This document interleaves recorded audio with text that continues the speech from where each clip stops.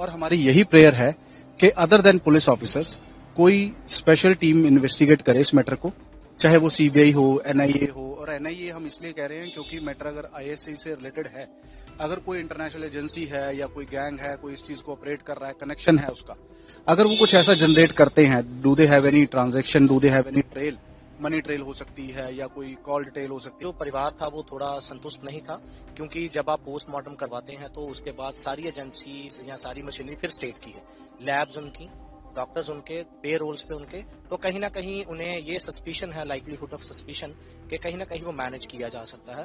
तो क्या मामला है और आज उसमें कोर्ट ने क्या मामला जैसे आपने न्यूज में देखा ही होगा, सबने देखा है कि एक लड़के का जिसकी उम्र 19 साल है, उसका फेक एनकाउंटर कर दिया, किलिंग कर दी उसकी। और उसके बारे में लोकल पुलिस ने जो भी अभी तक इन्वेस्टिगेशन करी है उसमें बहुत सारी चीजें उन्होंने कलेक्ट कर ली हैं, बट अभी तक पेरेंट्स को कोई चीजें नहीं बताई। बहुत सारी चीजें हैं जो बतानी चाहिए थी, नहीं बताई गई। उसके लिए हमने डिस्ट्रिक्ट कोर्ट गुरदासपुर में भी अप्रोच करा। हमें बहुत सारा रिलीफ जो है गुरदासपुर कोर्ट से भी मिल गया, बट कुछ जुरिडिक्शन के इशू होते हैं, डोमेन नहीं होता, लिमिटेड डोमेन होता है। उसके बाद पेरेंट्स की सेटिस्फेक्शन नहीं थी, इसलिए हमें हाई कोर्ट में पिटीशन फाइल करनी पड़ी। और हमारी यही प्रेयर है कि अदर देन पुलिस ऑफिसर्स कोई स्पेशल टीम इन्वेस्टिगेट करे इस मैटर को, चाहे वो सीबीआई हो, एनआईए हो। और एनआईए हम इसलिए कह रहे हैं क्योंकि मैटर अगर आईएसआई से रिलेटेड है, अगर कोई इंटरनेशनल एजेंसी है या कोई गैंग है, कोई इस चीज को ऑपरेट कर रहा है, कनेक्शन है उसका, अगर वो कुछ ऐसा जनरेट करते हैं, do they have any transaction, do they have any trail, money trail हो सकती है या कोई कॉल डिटेल हो सकती है, कुछ ऐसा ट्रेल उनके पास है, तो वो इसको कनेक्ट करते हैं, तो डेफिनेटली किसी सेंट्रल एजेंसी को इसमें इंटरवीन करना चाहिए। अभी तक मेरे ख्याल से तो कुछ नहीं किया उन्होंने, और अगर इंटरवीन नहीं किया अभी तक तो उनको अब कर लेना चाहिए। नहीं तो कोर्ट में तो हमने अप्रोच किया और हमने अपनी एप्लीकेशन जो है, हमारी जो प्रेयर है वो इसलिए भी है। कोर्ट में हमने आज सुबह मेंशन करा उसको, जस्टिस लीजा गिल के हमने मेंशनिंग करी थी, मेंशनिंग हमारी अलाउ हुई है, और कल वो मैटर लिस्ट होगा, कोर्ट के सामने आएगा, तब हम ये सारी बातें कोर्ट को बताएंगे। और हमारी प्रेयर उसमें, जैसे मैंने आपको बताया, सारी चीजों की हमने प्रेयर करी है। जी, मेरा नाम एडवोकेट रवि बड़ियाला जी। देखिए, शुरू से ही लीगल टीम ने जो अपने अपने कामों को जो था वो पहले ही तय कर लिया था, कहाँ कहाँ पे क्या होगा। तो जो मेरा पहला काम था, जो टीम के अकॉर्डिंग था, भी डिस्ट्रिक्ट कोर्ट में जो है इस एनकाउंटर के रिगार्डिंग जो है इंटरिम जो है रिलीफ्स लेने की कोशिश की जाए और एप्लीकेशन को जो है वो फॉरवर्ड किया जाए कंसर्न्ड मैजिस्ट्रेट के पास। तो हमने जब एप्लीकेशन को फाइल किया तो फाइल के चलते सबसे पहले जो कॉग्निजेंस था वहाँ पे मैजिस्ट्रेट्स लेते हैं, और अलग अलग तरीके से जो ऑर्डर्स एंड इंटरिम रिलीफ्स हमें वो मिलते जाते हैं। हमारी वहाँ पे प्रेयर्स थी कि जो पुलिस ऑफिशियल्स हैं उनके जो सीडीआर हैं, कॉल डिटेल रिकॉर्ड्स कहते हैं उसे, जीपीएस लोकेशंस हैं, उनको सेव कर लिया जाए। कहाँ कहाँ उन्होंने उस दिन वो ट्रैवल किया है, कहाँ कहाँ वो गए हैं, कहाँ कहाँ पहुंचे, उनकी सीसीटीवी फुटेज को प्रिजर्व करने की कोशिश की जाए। प्लस जो सीआईए इंचार्ज थे जिनके बुलेट शॉट लगा, उनका बुलेट शॉट वाकई में रंजीत सिंह की गोली से लगा है कि यहाँ कोई सेल्फ कॉज्ड इंजरी तो नहीं है।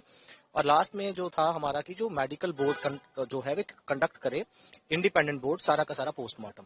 वहां पे जैसे सोनू जी ने बताया भी जुरिस्डिक्शनल इशू के कारण पीजीआई तक हम नहीं पहुंच पाए, तो इन तीनों का रिलीफ देते हुए मानयोग अदालत जो वहां पे थी उन्होंने हमारे रिलीफ्स को सुना और रिलीफ जो हमें प्रोवाइड किए, भी कॉल डिटेल्स भी प्रिजर्व करने का हुक्म दिया। उसके बाद उन्होंने आदेश दिए भी जो पोस्टमार्टम है रंजीत सिंह का डिजीज का, वो इंडिपेंडेंट बोर्ड ने ही करा है वहां पे, बट ज्यूरिसडिक्शन इशू के कारण उन्होंने हमें पीजीआई का जो था वो डिनाई कर दिया। ये वहां पे अब तक जो ग्राउंड रियलिटी है। उसके बाद जो परिवार था वो थोड़ा संतुष्ट नहीं था, क्योंकि जब आप पोस्टमार्टम करवाते हैं तो उसके बाद सारी एजेंसीज या सारी मशीनरी फिर स्टेट की है, लैब्स उनकी, डॉक्टर्स उनके, पे रोल्स पे उनके, तो कहीं ना कहीं उन्हें ये सस्पिशन है, लाइकलीहुड ऑफ सस्पिशन, कि कहीं ना कहीं वो मैनेज किया जा सकता है।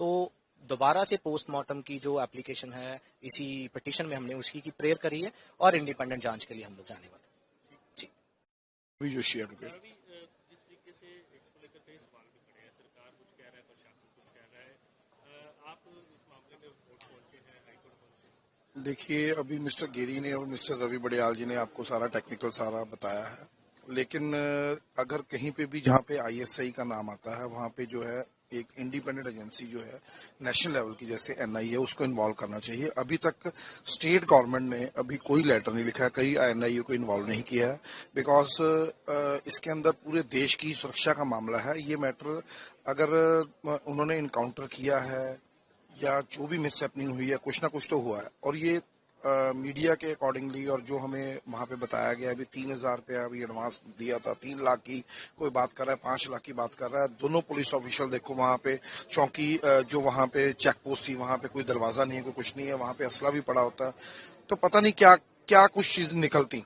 तो जो स्टेट की जो एजेंसीज हैं, जो डीजीपी, उन्होंने उन्हीं के ऑफिशियल्स के खिलाफ वो कार्रवाई नहीं करेंगे, ना ही वो मेडिकल बोर्ड जो है वो, everything is control by the state government. So इसके अंदर जो है अपने एनआईए का इन्वॉल्व होना बहुत जरूरी है और एक इंडिपेंडेंट एजेंसी या फिर कोई हाईकोर्ट के रिटायर्ड जो जज हैं उनके सुपरविजन के अंदर, ताकि एटलीस्ट सच जो है वो बाहर आए भी एक्चुअल में वहां पे उस दिन हुआ क्या था और क्यों हुआ। सो इसलिए हमने हाईकोर्ट को अप्रोच किया और हम लीगली लड़ाई है जो, अगर हमें यहाँ पे रिलीफ मिलता ठीक है, नहीं तो हम आगे भी अपीलेट कोर्ट को भी अप्रोच करेंगे।